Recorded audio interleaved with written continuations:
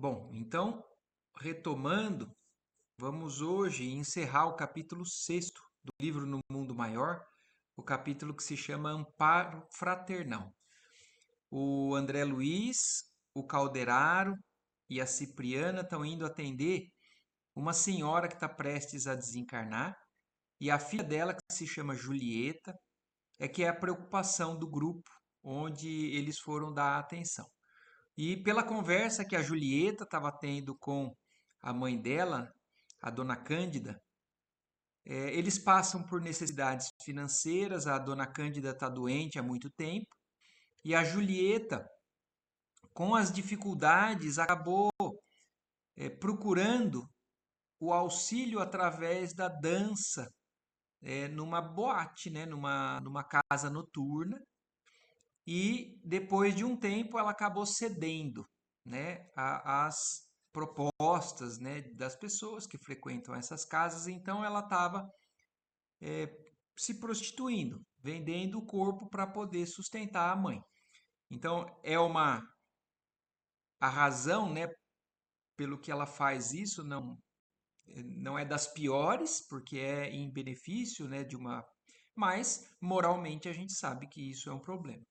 Então, vamos dar sequência, porque elas estavam justamente conversando e a mãe estava principalmente no final da vida dela, né, ali na doença, na cama, recomendando à filha que sempre se mantivesse moralmente digna frente às dificuldades da vida. Então, isso na consciência da Julieta, que ela se chama Julieta, começa a pegar, porque a mãe não faz ideia que ela leva essa vida. E então a mãe pedindo isso, prestes a desencarnar, isso acaba sendo um grande problema para ela. Então, quando elas se separam, o André Luiz e o Calderaro seguem a Julieta, porque é justamente para levar um benefício magnético, né, da espiritualidade que eles estavam ali. E aí, então, a partir daí que ele vai seguir nos descrevendo. Em caminho, o instrutor esclareceu-me a história da agonizante. Enviuvara Cândida muito moça, com 3 filhos, 2 rapazes e Julieta, cuja educação lhe impusera amarga renúncia dos bens da vida. Lutara, trabalhara e sofrera com resignação e coragem. Então a dona Cândida ficou viúva muito cedo, muito cedo. Os filhos varões, a quem revoltava a pobreza do lar materno, abandonaram-na, buscando centros distantes por atender a impulsos menos edificantes da mocidade. Perseverou a viúva? Espera aí que eu acho que eu tô... Isso daqui eu já tinha lido, perdão. Então foi justamente no momento aqui em que eles se separaram, isso daqui a gente já leu na semana passada. Então, depois de inteirar-me daquele drama comum a que várias mulheres jovens dos nossos dias, segui o orientador até o aposento em que Julieta lhe recebia o socorro à organização psíquica em desvario.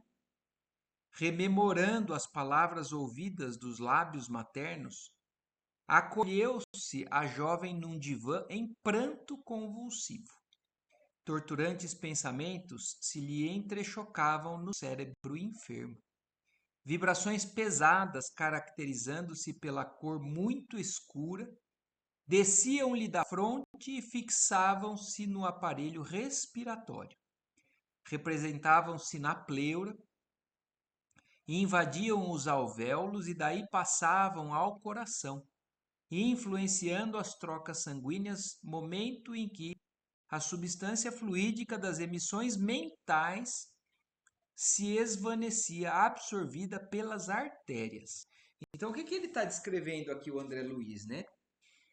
Uma crise de consciência, uma mente perturbada, e ele está descrevendo exatamente o como que isso age no nosso corpo físico. Então, a Julieta passando por quadros emocionais transtornados e o André Luiz vendo as consequências nas células do sangue, no pulmão dela. nas artérias. E ele segue descrevendo. Notei, porém, que esse material, oriundo da mente perturbada, e imprimindo-se no mecanismo fisiológico, era assimilado pelo sangue, que a seu turno o restituía ao cérebro físico, acumulando-se em todas as zonas deste mais próximas da substância cinzenta. Então, isso é uma descrição que o André Luiz nos traz para que a gente entenda o quanto que doenças da mente, né, ou desequilíbrios psíquicos, geram doença do corpo. Reparava, por isso, na jovem, não somente os olhos rubros e túrgidos de chorar, mas também os pródromos dos mais sérios distúrbios orgânicos. Identificando as manifestas perturbações no cérebro e no bulbo raquiano, encarei o meu orientador e perguntei: não estamos aqui ante a misteriosa origem da encefalite letárgica? Então, olha, ele como médico, vendo uma consequência, né, de uma doença cerebral, né, a dor de cabeça letárgica, né, encefalite letárgica, como chama, que a medicina desconhecia a origem, ou ainda desconhece a origem, até hoje eu não sei dizer isso, mas nesse momento o André Luiz relacionando, falou assim, olha, será que isso não é a causa dessa dor de cabeça nesse nível? E o Calderaro responde, muito mais do que isso, respondeu o Calderaro sorrindo. A mente desvairada emite forças destrutivas que, se podem atingir os outros, alcançam em primeiro lugar o cosmo orgânico do emissor. Então é muito interessante esse trecho aqui para que a gente entenda uma série de coisas que a gente lida no nosso dia a dia. Tanto conosco, né? Problemas que a gente pode causar para nós mesmos, quanto às vezes problemas que a gente lida com pessoas que a gente conhece, que a gente possa estar tentando ajudar e tudo mais. Ô Adriana, boa noite, tudo bem? Boa Já estamos noite. aqui no desfecho aqui da história. Mas está falando Tá bom. principalmente, Adriana, das consequências de uma crise de consciência da filha da Cândida, né, a Julieta, mas mostrando como que isso influencia no corpo, na saúde do corpo das pessoas. Então é exatamente o que está falando aqui, ó. A mente desvairada emite forças destrutivas que, se podem atingir os outros, alcançam em primeiro lugar o cosmo orgânico do emissor.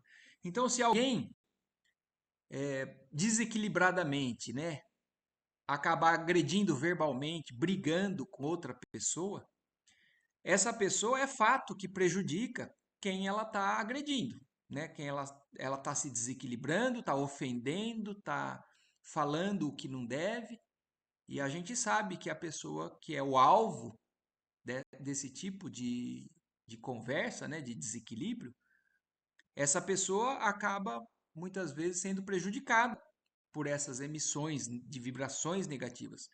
Mas o que o livro aqui nesse capítulo está dizendo é justamente que o primeiro a ser atingido por um desequilíbrio mental, né, uma crise, né, de raiva, de angústia ou de é a própria pessoa que emitiu essa onda. E aqui no caso da Julieta está mostrando exatamente isso acontecendo, tanto analisando, né, acompanhando pelo lado espiritual quanto pelo lado orgânico, encarnado, né, o material.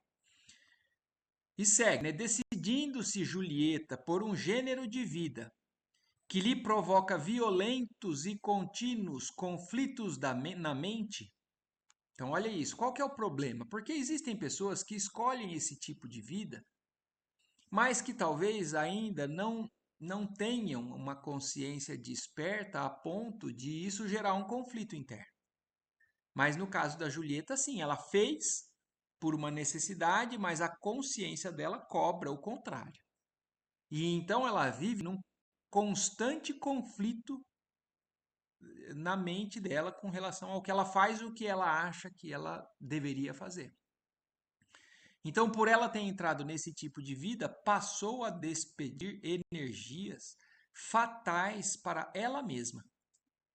Dotada de distinta educação, aurida ao contato materno que lhe aprimorou as concepções e lhe enobreceu os sentimentos. Eu vou parar aqui de novo porque eu acho que vale a pena.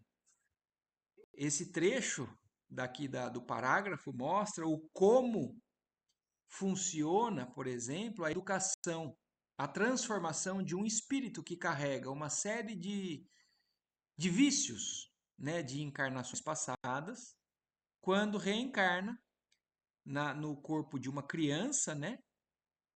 A gente sabe que a criança tem uma certa propensão à aquisição de novas informações, então esse espírito, através da criança, recebe nova educação e aquilo prepara essa pessoa para uma luta que vai ser mais na frente. Então é exatamente isso. A mãe dela, a Cândida, através da educação, deu sempre noções elevadas, né, de conduta moral, de enobrecimento dos sentimentos. O que aí ela segue falando, né? Incompatibilizou-se com uma existência de nível mais baixo na crosta planetária. Então, isso, queira ou não, por mais que ela tenha feito essa escolha errada, a gente nunca sabe do que aquele espírito é capaz de fazer. Ele poderia, muitas vezes, ter tendências e propensões muito piores. Então, a educação que a Cândida deu, por mais que a gente olhe e fale assim, puxa vida, mas ela fez isso, mas poderia ter sido pior. E olha, porque olha como que o André Luiz conclui essa explicação aqui, ó. A preparação do espírito ilumina invariavelmente. Quer dizer, qualquer educação que nós possamos dar para os nossos filhos, ou que um pai e uma mãe possa dar para seus filhos, por mais que a gente ache que possa não estar surtindo efeito, ou aquela pessoa está fazendo escolhas erradas, invariavelmente aquele espírito, aquela alma encarnada foi beneficiada. Porque aquilo passou a fazer parte da sua consciência. E por mais que ela ainda lute ou tenha tendências de fazer algo diferente daquilo, a sua consciência começa a então gerar esse conflito, essa guerra interna que faz com que mais cedo ou mais tarde esse espírito mude. Possuindo destarte sublime claridade interior para a jornada humana, colheria naturalmente paz, alegria e edificação no exercício de suas faculdades femininas, desde que se lhe oferecesse um campo de luta em que sentisse a sadia manifestação dos poderes de sua alma. O casamento digno é o campo indicável ao seu caso de mulher nobilitada pelo conhecimento e pela virtude.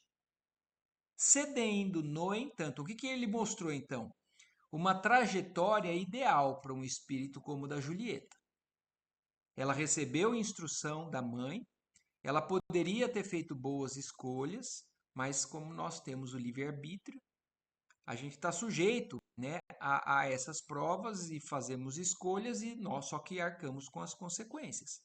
E aí é o que ele fala, ela tinha uma trajetória mais elevada, né, mais curta, né, mais reta, mas ele fala, cedendo, no entanto, às tentações de que foi alvo, sente-se intimamente precipitada escada abaixo. Todos os dias é constrangida no silêncio a recordar a exemplificação da genitora. Olha aqui a consciência funcionando para transformar um espírito, mesmo que ele tenha feito escolhas erradas. Todos os dias, no silêncio, na intimidade dela mesma, ela se lembra do exemplo da mãe e reconsidera a própria atitude diante da vida a reconhecer que se encontra desajustada. Então, o maior benefício que ela tem, a Julieta, é se ela tem noção do que ela está fazendo de errado. Ela ainda faz errado, mas ela já tem consciência de que aquilo não está certo.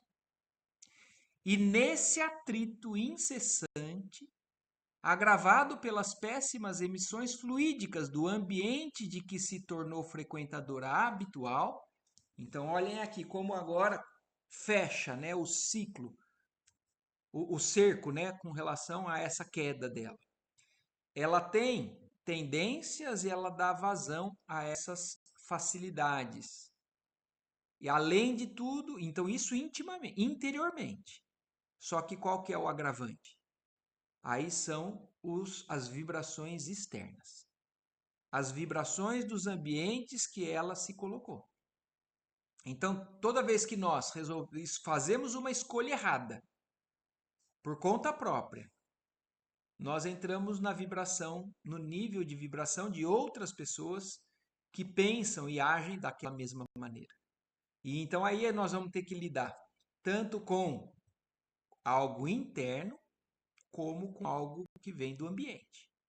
Então, nesse atrito incessante, quer dizer, nessa luta de consciência, agravado pelas péssimas emissões fluídicas daquele lugar onde ela frequenta, sua mente desce à região dos impulsos instintivos, experimentando extrema dificuldade em subir ao castelo das noções superiores, de onde a luz da consciência lhe dirige vigorosos apelos para que retorne à simplicidade e à harmonia. Aqui voltando também um pouco ao que a gente tem estudado nos capítulos anteriores. Vocês se lembram o quanto que a gente foi lembrado ou que foi esclarecido com relação às regiões do cérebro, as regiões da nossa mente, a zona intermediária, a zona superior e a zona inferior. E aqui o que está falando é o seguinte: a Julieta, no estágio atual onde ela se encontra, ela está vivendo exclusivamente no estágio inferior do cérebro dela, das tendências mais materialistas, dos instintos que ela carrega ainda muito primitivos, e ela não consegue acessar as zonas superiores, que as zonas superiores, como a gente já viu, são as zonas das metas elevadas, né? Da conexão divina. Então ela está isolada praticamente nesse quadro que ela se colocou. Então ela não acessa o castelo das noções superiores, de onde a luz da consciência lhe dirige vigorosos apelos para que retorne à simplicidade e à harmonia. Tal situação impede a prece fervorosa. Olha lá, um espírito nesse nível tem dificuldade de fazer oração com fervor, né? Com a pureza que necessita. Então, tal situação impede-lhe a prece fervorosa, santificante e regeneradora. E daí o caos em que a pobrezinha tateia. É suficientemente educada para colher qualquer benefício do meio onde levianamente se projetou, e dominada pela permanente angústia, faz demasiada pressão sobre a matéria cinzenta, dando causa a lamentáveis desequilíbrios orgânicos. Então, aí mostrando as consequências das doenças que ela está começando a acarretar dentro do próprio corpo por esse conflito de consciência que ela vive. Calderaro interrompeu-se por alguns instantes à maneira do professor que abre caminho à reflexão do aprendiz e acrescentou sereno: Mãe, você queria falar alguma coisa? Não, tá. Não está ela, pois, simplesmente ameaçada pela encefalite letárgica. Aí o Calderaro ampliando, mostrando para a gente a doença que ela está adquirindo no corpo, mas falando, não é só isso que ela está adquirindo. Avizinha-se da loucura, com estádios por distúrbios vários, provocados pela disfunção celular.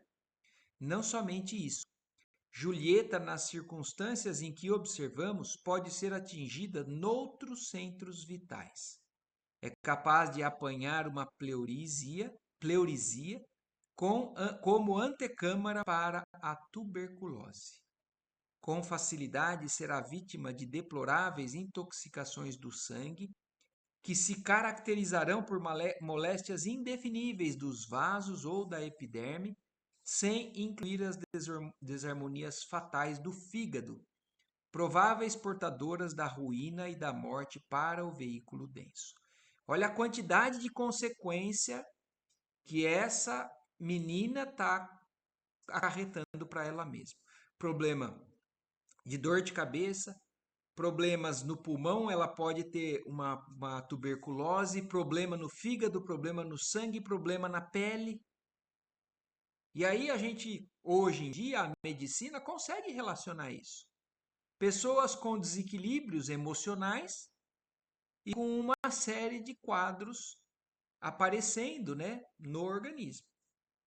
Chegados a esse ponto das elucidações, o orientador ergueu os olhos e considerou: mas a justiça divina jamais desconhece a compaixão. Então, apesar dela estar acarretando tudo isso, a justiça divina jamais desconhece a compaixão. Às vezes, nossa queda precipitada constitui mero desastre parcial a que nos arrasta o desespero. A eterna sabedoria examina o móvel de nossas ações e, sempre que possível, pronto nos reergue. Então, olha que lindo isso. Para Deus, que é justo e bom, para essa providência divina, eles analisam tudo. Então, no caso dela, sabem que ela se encontra nessa situação, mas porque a intenção dela não era totalmente egoísta. Ela tinha a intenção de ajudar a mãe. Somente quando nos mergulhamos no total eclipse do amor e da razão, deliberadamente fugindo aos processos do socorro divino, mantemo-nos nas trevas completas do ódio e da negação. Então, não é o caso dela. Uma pessoa que está intencionalmente ou deliberadamente se voltando contra o amor e a razão, né? A sensatez e a sensibilidade. Essas pessoas são as mais difíceis. São as que se fecham completamente no ódio e na negação. Defrontamos com absoluta dificuldade de receber influências salvadoras. Então deveremos esperar os atritos cruéis do tempo. Então, olha que interessante isso. Nesses quadros de pessoas que intencionalmente buscam esse caminho do mal, estes, o auxílio, a maneira de cuidar é outra.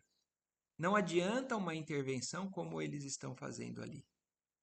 Os atritos cruéis do tempo, as consequências da vida para essas pessoas muito endurecidas que levam mais tempo, mas também vão ser tocadas. Aliados às forças de caráter compulsivo das leis universais. Se a jovem não pode elevar-se ao plano superior, como ave ferida pelo tiro de caçador impiedoso, a mãezinha doente permanece em poderosas orações transformadoras. Olha aqui, exemplificando e mostrando para a gente como funcionam os casos de intercessão. Que a gente já viu lá atrás, né? Desde o nosso lar. A mãe do André Luiz era uma pessoa elevada espiritualmente, que tinha mérito, e ela pôde interceder por ele. No caso aqui, a Cândida, Dona Cândida, também.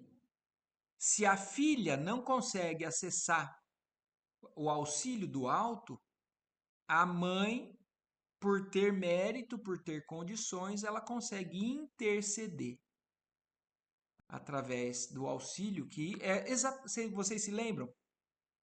O que o André Luiz e o Calderaro estão fazendo aí? A Cipriana, quando eles acabaram de resolver aquele caso lá da obsessão, ela falou para o Calderaro: nessa noite você tem que me ajudar com o caso de uma jovem que a gente tem que levar o auxílio. Por quê? Por mérito da Cândida, da dona Cândida. Porque a jovem por si só não está acessando esse pedido, esse tipo de auxílio. Caiu a filha para socorrer-lhe o corpo, mas Cândida alcandorou-se mais por salvar-lhe a alma. Em vista disso, o amoroso poder de Cipriana agirá esta noite.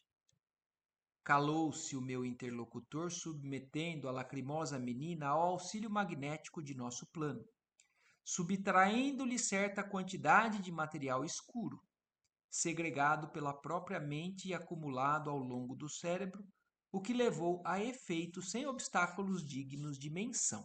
Então, olha que interessante. Aí, depois que o Calderaro explicou tudo isso para o André Luiz, né, que ele nos explicou aqui no texto, aí o Calderaro fez o passe magnético.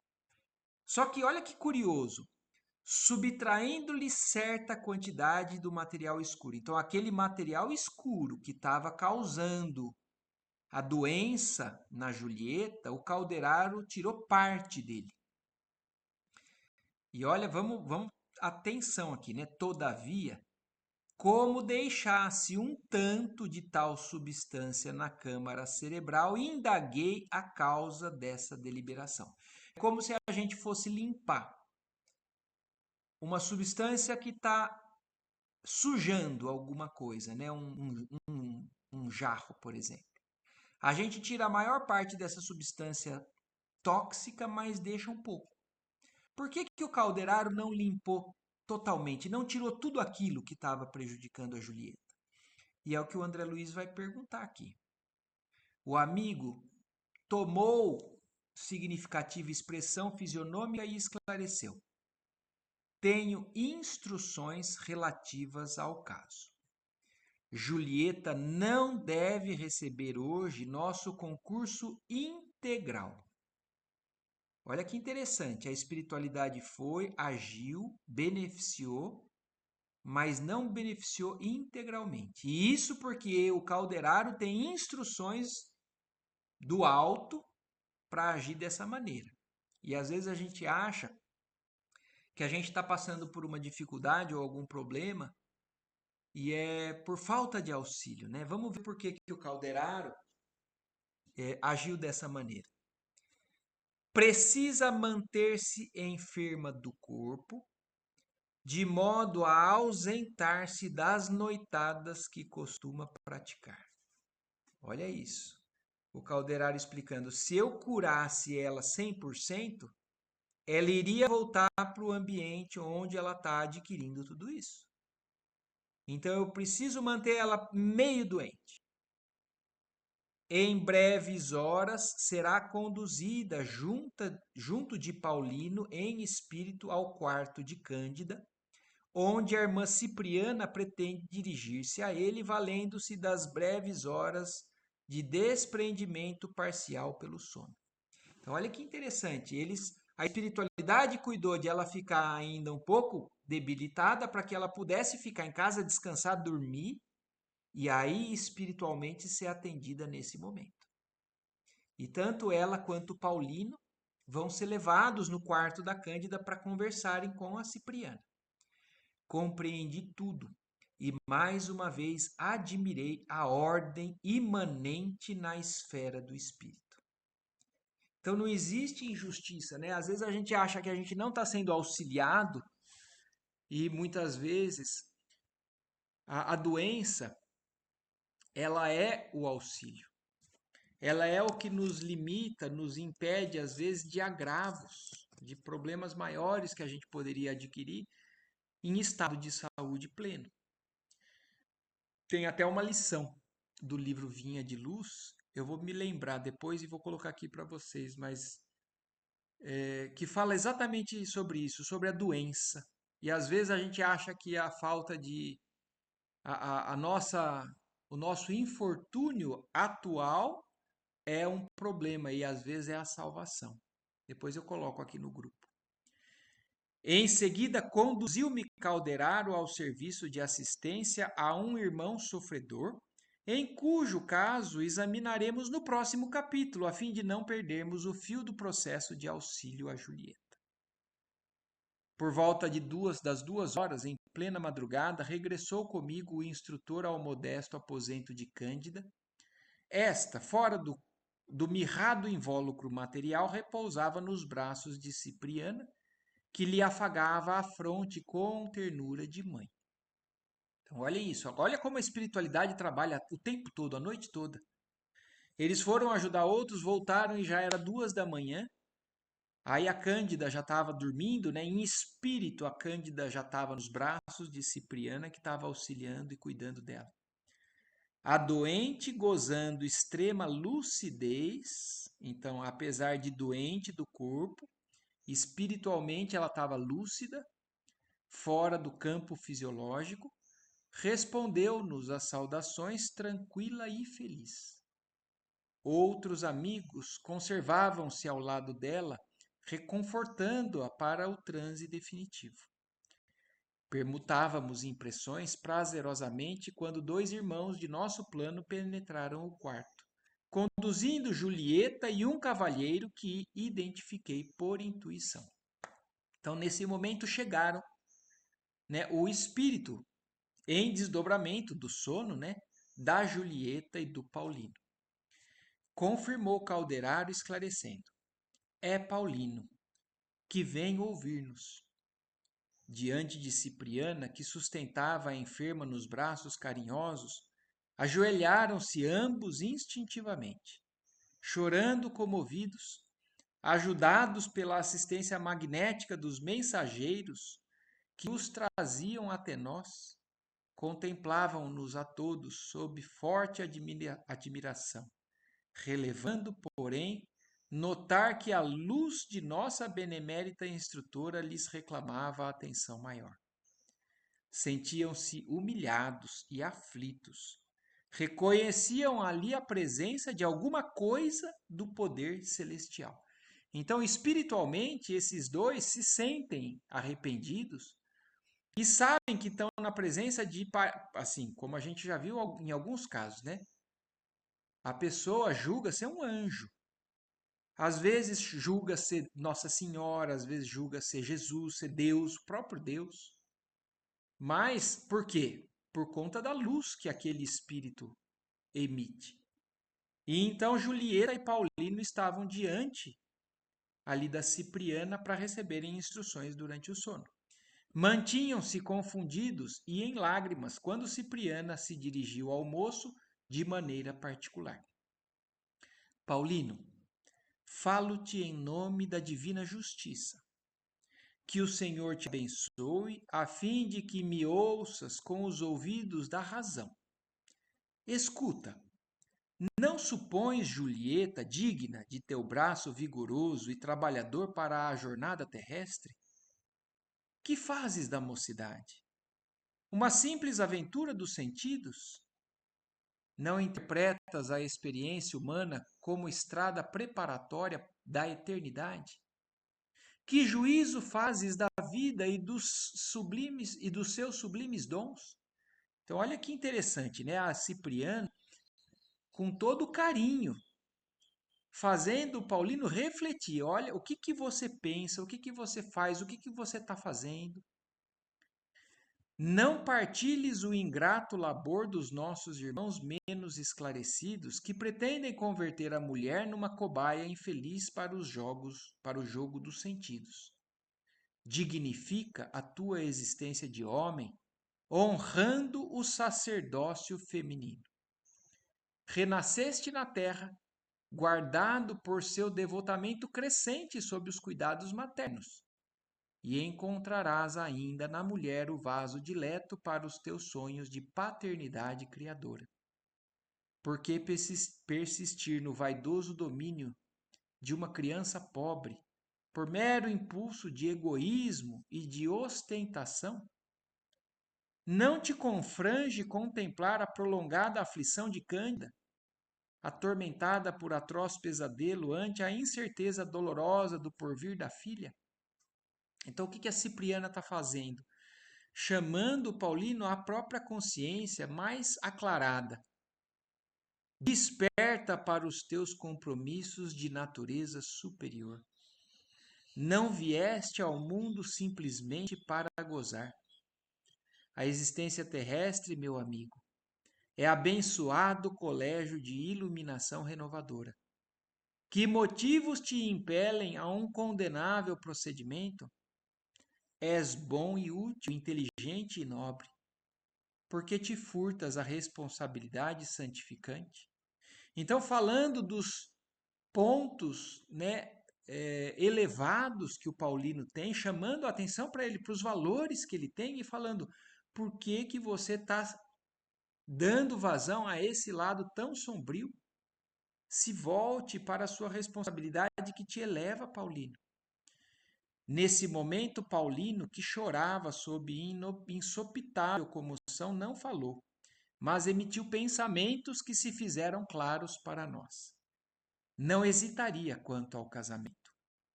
Ponderava raciocinando. Todavia, encontrara Julieta fora do santuário doméstico. Então, olhem que interessante isso, né? O Paulino não respondeu, mas o pensamento dele foi percebido por todos os que estavam ali. E qual é o problema dele? Ele até gostava da Julieta, mas intimamente, o que que ele pensa? Mas eu conheci ela numa casa de prostituição. Como é que eu vou me casar com uma pessoa que eu conheci nessa vida? Olha aqui, ele segue, né, no pensamento dele. Conhecera num círculo de pessoas menos responsáveis e em clima de sugestões que não convidavam à elevação espiritual. Não seria prudente defender-se? Quer dizer, será que ele não está certo em pensar dessa maneira para poder preservar a si mesmo de alguém que ele talvez julgue não ser tão elevada? Mas olhem como a pessoa se tira, né? Como se ele não tivesse ali procurando aquilo. Não lhe constituía a obrigação organizar o matrimônio em bases mais sólidas. Olha como o ser humano, nós somos egoístas, né? Quando a gente pensa para solucionar. Então, ele só vê o problema nela. Agora, e ele, que buscou ela naquela casa? Aproximara-se da jovem num clube noturno. Encontrara sem lar.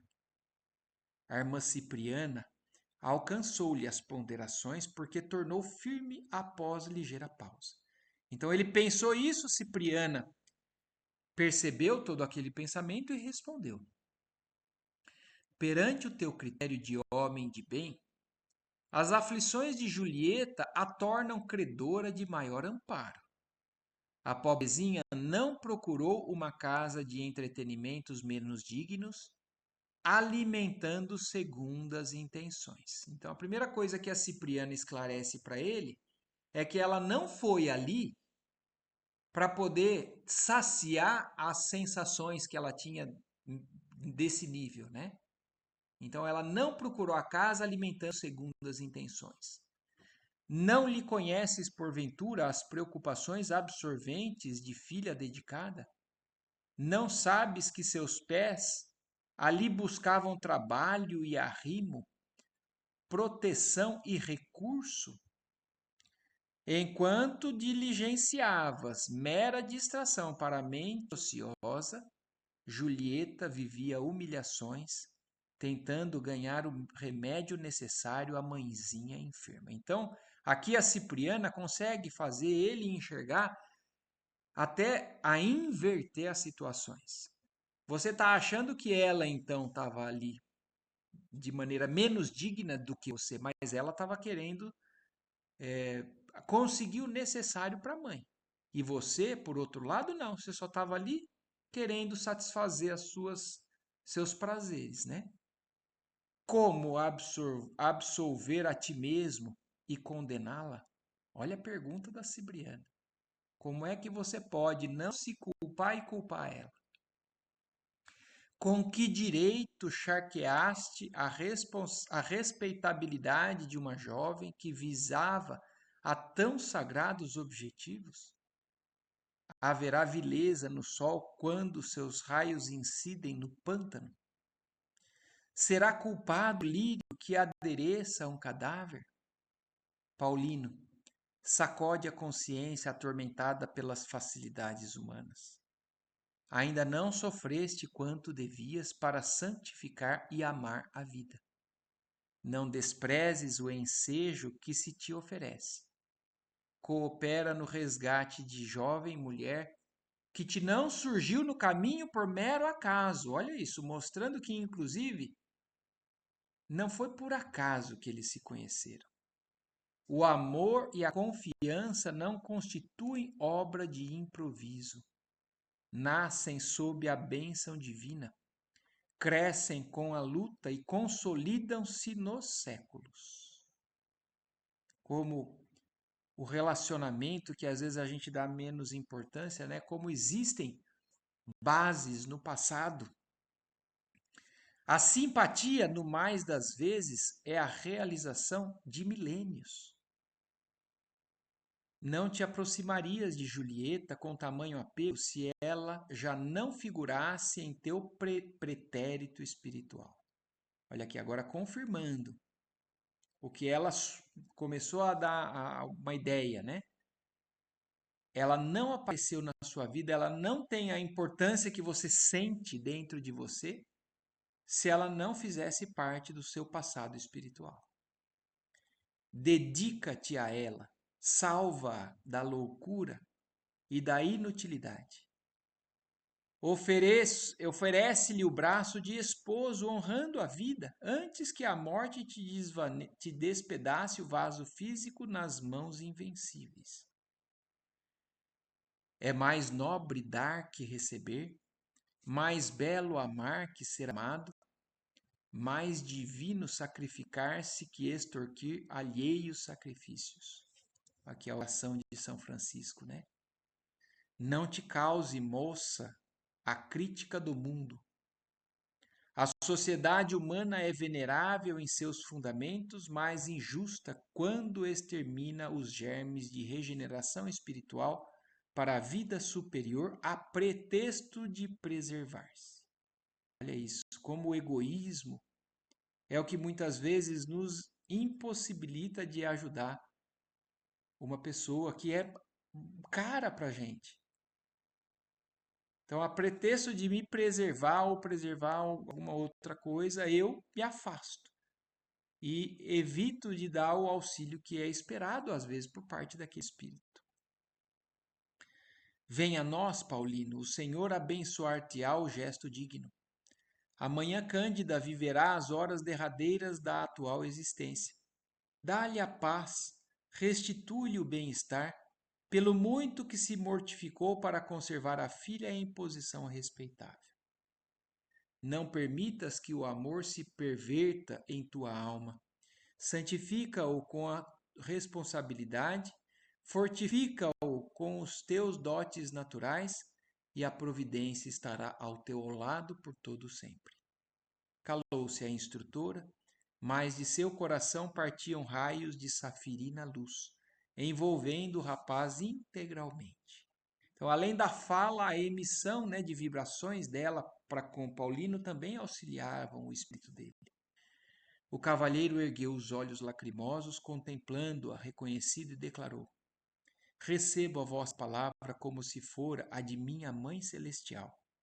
Fazei de mim o que vos aprouver. Estou pronto. Olha que bonito. Ele ouve e não recua. Ele se entrega. Cipriana depositou Cândida no invólucro físico afetuosamente e dirigiu-se ao jovem para acrescentando: Que o Pai nos abençoe a todos. Então, se Cândida voltou ao corpo, né? Iria já acordar, despertar.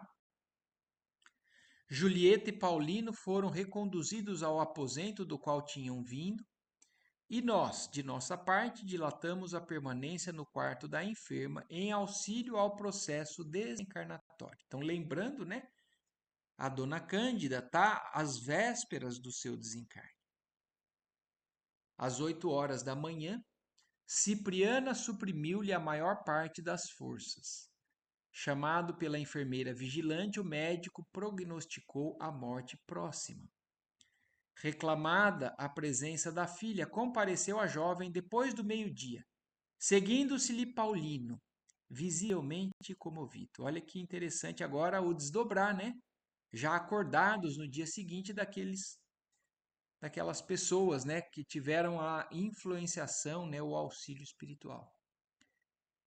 Que belo que é verificar a influência indireta do plano superior sobre os companheiros terrestres. Aqui uma observação do André Luiz com relação, né, ao trabalho que foi feito e ao efeito que surtiu neles, né?